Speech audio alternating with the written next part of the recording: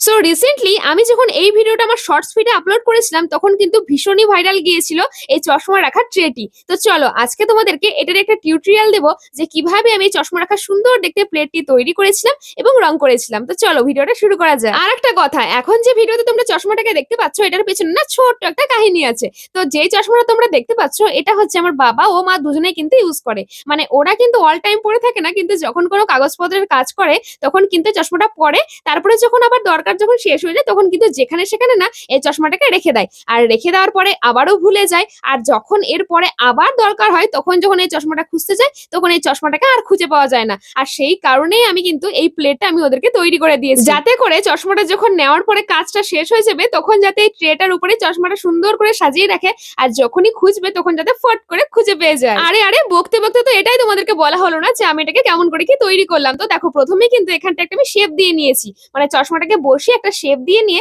তারপরে ওটাকে দেখো খুব ভালো করে জল দিয়ে পালিশ করে নিয়ে চারিধার দিয়ে মোটা কাদার রিং বসিয়ে ওটাকে কিন্তু খুব ভালো করে অ্যাটাচ করে দিয়েছি। তারপর দেখো দুটো ছোট ছোট কান, একটা নাক কিন্তু আমি এখানটা সেট করে দিয়েছি।